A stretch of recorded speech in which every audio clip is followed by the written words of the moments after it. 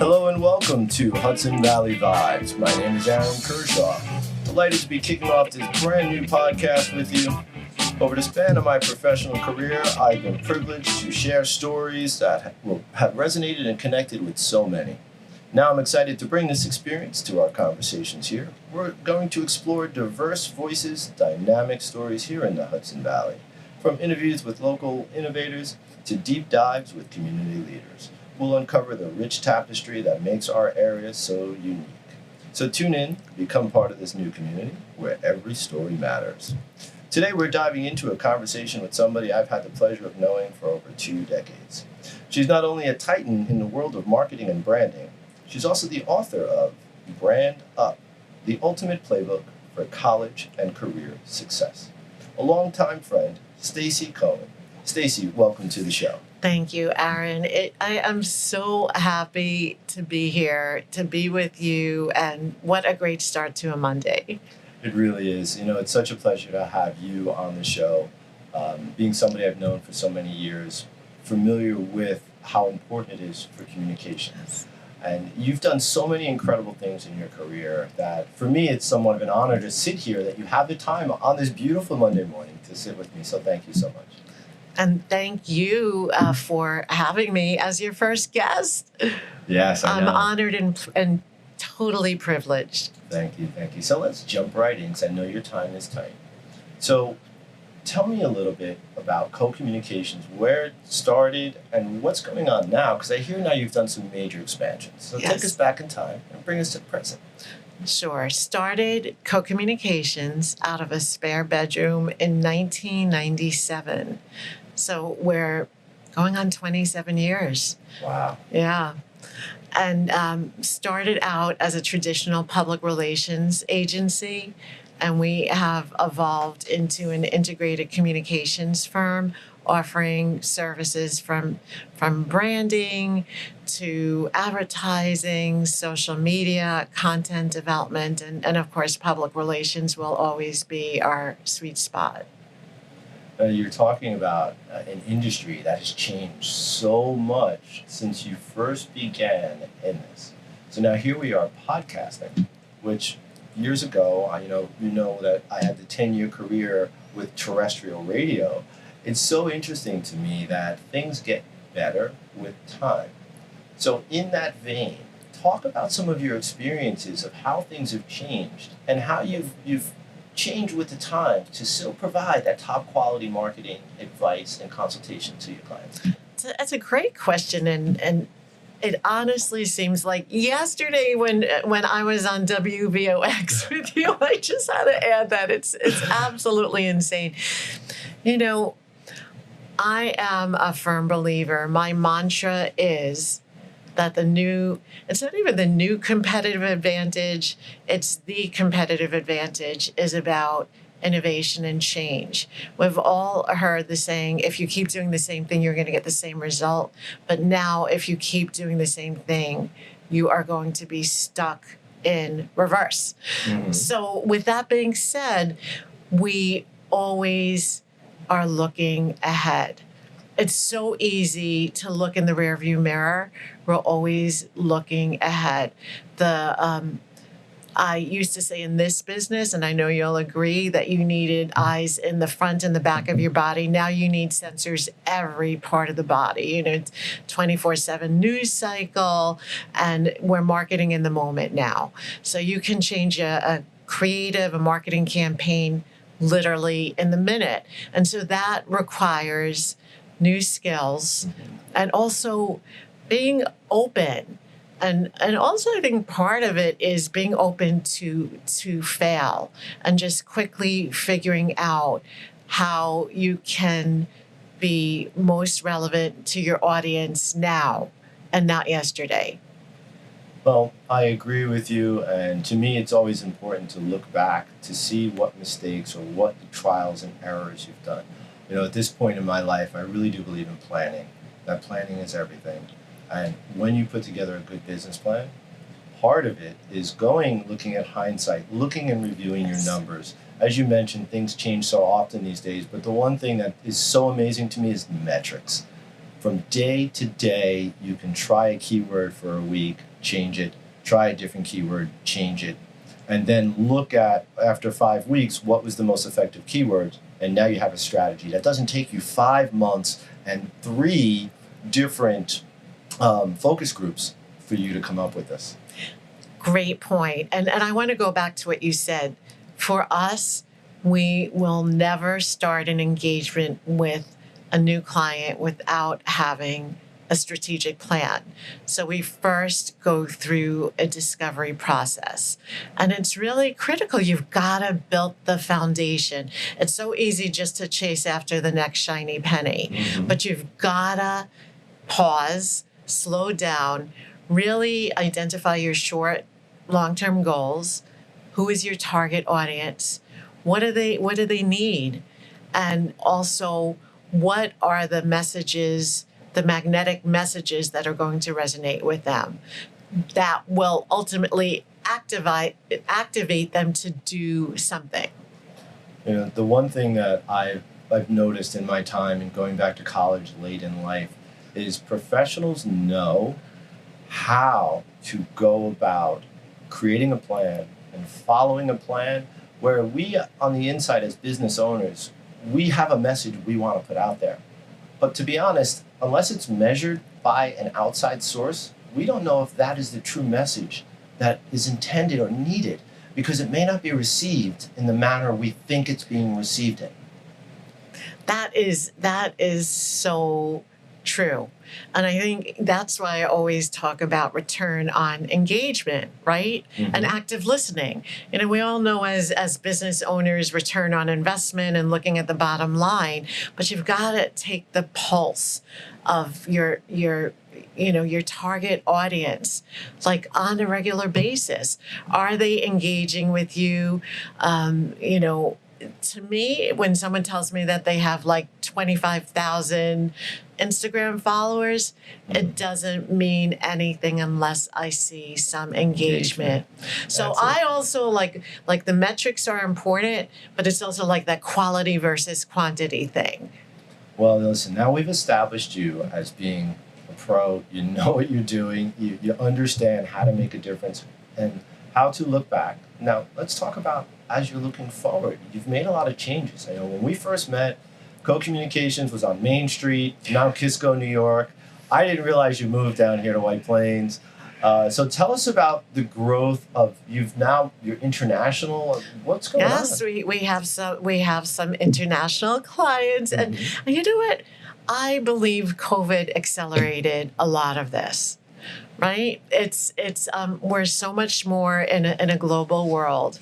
And after being in business for so many years, your network builds, right? And that's key for any business, because truly your network is your net worth. And as you build that network, you expand geographically. Geographically, you're correct. And I did have my coffee, but we have clients in Florida, California, the UK, Toronto, and Texas. Yes. And Texas. So you're all over. Yes. So was there a strategic plan to this, or did it happen organically? Organically. You know, people have heard from you, hey, I'm over here in Texas. I hear you're doing a great job up there in New York. Can you help us down here? Organically, but also planting seeds, right? Okay. Because, for example, we have a niche in 2 verticals, real estate and healthcare. So real estate, when I look at our clients in real estate, we have had a luxury residential brokerage in Hawaii. We're working with an organization in Florida. And because we also have the niche in healthcare, we have a company in the UK that we're working with. They, several years back, the principal of the company, she started a new business, a visiting nurse business in New York. And now she's starting another business, and she came back to us again. Wow. And so again, I believe everything at the end of the day is relationship building. It really is. I mean, the fact that you're sitting here is about a long relationship, and I have not serviced you nor your clients in many, many years. So, I mean, we go back to your daughter's bat mitzvah. So. Yes. Yes, and talking about my daughter's bat mitzvah, which is now she's 27 and she's an engineer, and my older daughter is working in banking. I couldn't be prouder. But I have told them since they're young, right, lessons that you teach your kids, and also my staff, like in this world. And I always said, you're very smart girls, but it is not what you know; it's who you know. And I also brought them up with a can-do attitude. Mm-hmm. And the same thing with my staff. I always tell them there are 2 words I do not want to hear is I can't. So be a problem solver, not a problem spotter, right? Because it's so easy to just whine about a problem and say, oh, I can't, I emailed, I called. So, it's interesting to me, now you're touching on something that is unique to women businesses. And yes, men can be uplifters, but you really get the compassion of I want to teach you so that you grow, where it's almost like I'm going to water you as a plant, whereas when you have a male dominated, and I've been that person as well, we don't understand the nurturing side as much. It's not within us. So we are more of, here's a list, here's a logical methodology that women follow the logic, but they also insert the emotion. Yes. And that I really appreciated in my life. I've had many different mentors who have been women, and they've brought out the compassion in me so that I've seen a difference. So now let's move on a little bit more, because you've got so much that's going on. You have a new podcast yourself that's launching. Tell us about that. Yeah, it's coming out in January, and it has actually been, the idea was born probably about 10 years ago. Mm-hmm. And I actually first came up with the name Co-Talks. I didn't know what I wanted to do with it. But I, of course, got the URL, right? Always got the URL, and it just sat there. I probably have hundreds of URLs, by the way, as I'm sure that you do. Yes, I do.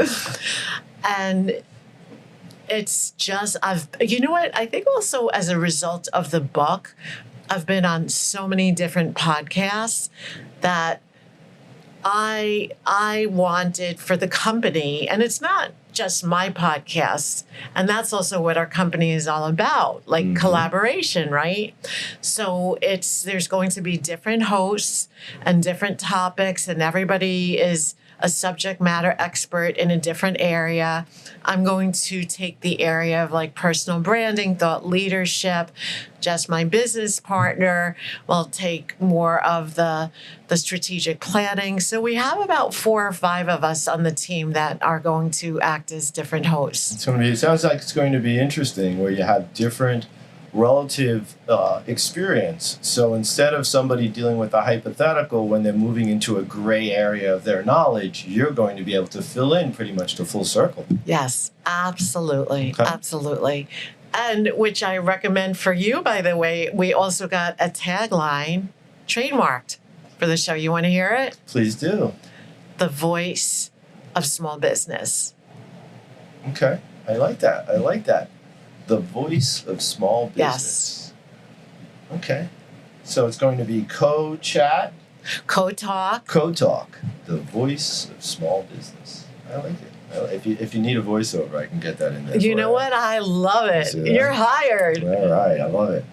Okay. So now, as you've made your changes in your career, you've mentioned the marketing, you've mentioned the advertising, you mentioned the design, but now you're moving and you're really focusing in. So instead of working with large organizations, you're kind of narrowing your focus. Talk to me about who your ideal clients are. They're CEOs and titans like yourself. I would say that if I looked at the revenue pie, we're still working with startups, mid-sized businesses, but also a lot of Fortune 100 companies. You know, we work with Amazon when they open a warehouse in Connecticut, So it's very diverse. I think over the years, I've found this real niche in personal branding and thought leadership. So I've been working with the CEOs to again be able to amplify their voice. And sometimes it does require figuring out what is their superpower. It's so funny because as you've known me a long time, and before we went on the air, you were kind of sizing me up for who I am now. And it was very much of feeling like she's trying to, and she is identifying my superpowers that I don't see in myself. Where once again, I extend my hand and I speak thinking that these are the words that I should be speaking because this is what represents me the best that I see.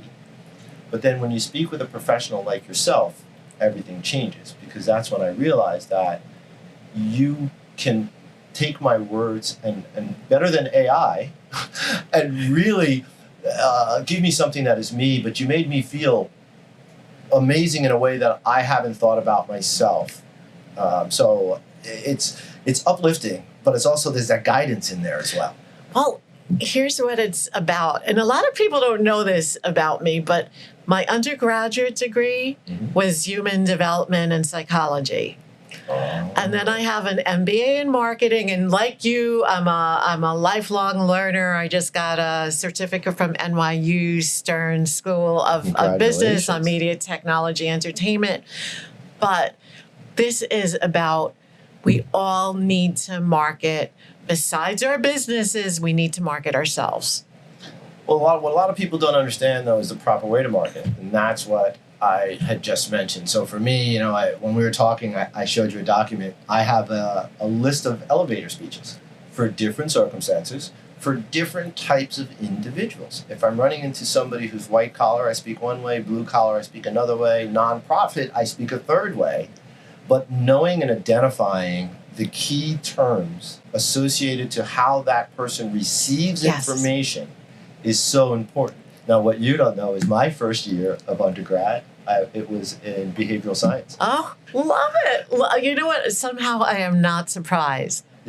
I've always loved the study of people. Me and too. Being on the radio for so many years, it gave me such an incredible insight. I didn't know how to translate that into consultation for businesses, even though I had been doing it for years. And now I'd like to apologize to any of my clients out there that some of my advice may have been 10% off. But you can come back. Now it's solid. But the point is, as we grow, we learn. Yes. But as professionals like yourself that can give us insights earlier on so that when we're spending money, our ROI has a relative chance of being more successful. 100,000%. It's so true, Aaron, because it's, how do I put this to you? It's almost as if it doesn't matter if it's a product, a service, or a person. At the end of the day, and some of it is instinctual, I have to say. I feel like I've been given a gift. Like I just know how to figure out what that superpower is. If you think about marketing, it's not about me. It's not about the brand. And this is the whole concept, features versus benefits. What is the value of you, right? What's the value of you, Aaron? What's the value of your product, right? And so my mantra is like, add value, not clutter. There is so much clutter out there. So how do you cut through it? You've got to add value. And that only comes from understanding your audience. Now, you in your life, you've added a lot of value to the marketplace. And the latest one, well, it's not the latest because I know you're probably working on a second book, which I know you are. Well, let's talk about what you've added, the value you've added to the marketplace in brand, in your new book, which I don't have the title yet. Oh, the new book is Brand Up 2.0, Propel Your Early Career Success, and it's coming out January 2025. So tell us about is it going to be a series of books? Because Yes. you have two. So tell us a little bit about the first book. The first book is directed to teenagers, and that's the first question I always get. How did a professional marketer write a book for teenagers? And it's because My daughters went to a very competitive high school in Westchester, and a lot of kids, 4.2 GPAs, and I just had an epiphany. I was like, wow, you really need to market yourself. And then there was all this data coming out that the majority of admission officers are now looking at high school students' social media as part of the decision-making process. Mm-hmm. And then at the same time, Harvard, which is like a 3% acceptance rate, Harvard, these 10 brilliant kids got into Harvard, bad social media behavior, their admission was revoked. Wow. And so I started questioning, why aren't schools teaching about personal branding and digital leadership in school? I found one in North Broward, Florida. And actually the collaborator of my book, he taught it then to ninth graders. It was made mandatory. So he'd work with the kids on vision boards. I've sat in his classroom. I was so blown away. Was writing for the Huffington Post, wrote an article, went viral. I did a TEDx talk on the importance of developing your personal brand early. Mm-hmm. And then, of course, the book came.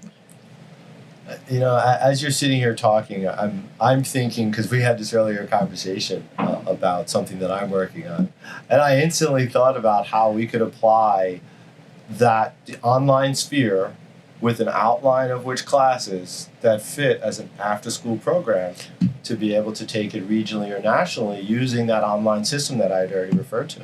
Well, we should definitely talk offline because I am developing online curriculum as we speak. Oh my gosh. Yes. Talk about the second serendipity. Oh. Yes. Everything's coming together at the right time. So, okay, now we're getting close to the end here, and I wanted to talk about you've been doing these speaking engagements. So tell me a little bit about speaking engagements, because I've thought about, as you know, I want to work with veterans, and part of working with veterans is going to be putting me in front of groups as part that are already working with nonprofits. Yes. And so I'm interested in that sphere, but I want to hear about what you have going on. Tell me a little about it. I love I've developed a love for teaching. As a matter of fact, one thing I didn't share with you is I'm going to be teaching a marketing, branding, public relations course in all my spare time at Fordham University. They have a new hospitality program that they're rolling out. I love teaching. I love helping people. And I love inspiring people. And after the TEDx talk, I just have, again, I don't have as much bandwidth as I'd like to speak. So I choose very carefully because to me, I want to, especially with youth, I want to level the playing field for all youth. So my book is not just for Ivy League kids. It's for kids that maybe they want to enter a trade or maybe they want to become the next TikTok star.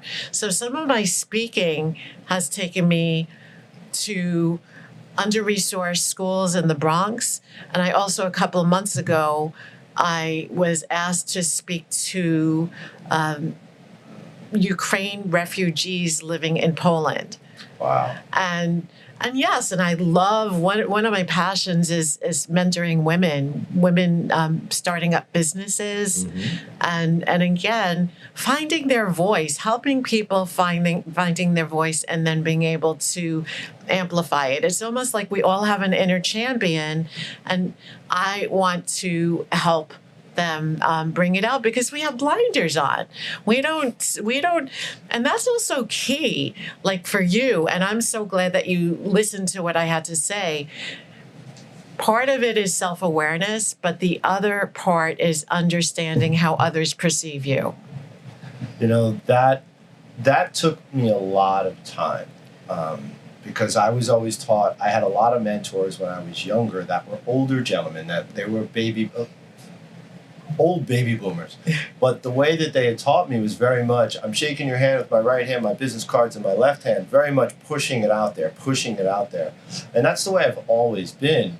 And what I realized is there's a softer way of doing it where you create interest to be interested and not interesting is what was told to me by some of, because now I'm financially licensed, and spending 4 years working in finances has really toned me down. It's changed me, and it gave me that difference, whereas one of my advisors had said, listen, you want to be the most interested and less interesting, because people will follow up with you, and when you follow up with them, they will listen to you because you flattered them just by paying attention, rather than trying to get them to pay attention to you. And it took I'm still struggling with it, because we all have that need to kind of go, hey, this is who I am, here's how I can help you, here's what I do, here's what I've done. When if we just sit back and say, hey, how are you? My name is Aaron, this is what I do, so tell me about yourself. Yes. And also showing, I love what you said before, also showing vulnerability. Like I love that trait. And I also think the world is spinning so quickly. Just as you said, if you can slow down, listen, and also show people that you care. Because as humans, we all want to feel recognized, and we want to feel valued. Absolutely. And that's something so many people, even whether because of COVID, now more of us are working at home still. They're feeling less value. Yes. The push is to bring them back to work. People who are going to work, they're feeling less value because maybe when they were at their home with their pet actually made them feel better. So we're all going through the struggles. I know, I'm a disabled veteran with PTSD that hit me at 45 years old. In the later part of my life now, I've become more compassionate to mental health issues and understanding that you should hire a professional, especially if you have these issues. Don't look at it as a block, look at it as an opportunity to bring somebody in. And I'm not just talking about mental health, I'm talking about to build a business, to build a brand. I now understand where my knowledge, experience, and emotions end. Yes. And where I need assistance from that point forward. So if you can introduce this to teens, and then I can imagine your second book is going to be targeted towards the adults, doing very similar. Yeah, there's a lot of universals. Absolutely. Stacey, it's been great to have you here with me. So I asked you, do you have any ending thoughts? You know, I love what you said when we were talking before we went on air, so to speak, and you mentioned the word canvas. Like, that to me, I'm generally a very optimistic, can-do person, and just whoever you are, like if you can just think of like, a canvas, and you've got to own it, right? You've got to manufacture your own opportunities. Nobody's going to bring opportunities to your doorstep. Like, you can paint that canvas like any color that you want. You can add depth, dimension, and again, own it, and and just have a can-do attitude. Get rid of that self-limiting talk as much as you can. We all have it, and just see, also important, how you can serve others. Really, really important. Well, Stacey, it was such a pleasure to have you. This is my first program now in 14 years. It feels good to be back behind the microphone, trying something different. I really had an incredible time having this conversation with you. It was great catching up with you. I look forward to being a guest on your program. Yes. And I just want to wish you the best of luck. And I have to tell you, you got it, and you got this. Thank you so much. Well, thank you very much for tuning in to Hudson Valley Vibes. This was the inaugural program, sitting here with Stacey Cohen, co-communications, as well as an author. And she's got this great book that's out there, Brand Up, the ultimate playbook for college and career success. Pay attention. She's got a new book coming out in January. She's got a new podcast coming out as well. You're going to hear more from me. I'm going to sign off for now. I'm going to say thank you again for tuning in here on the inaugural program of Hudson Valley Vibes. My name is Aaron Kershaw. Talk to you soon.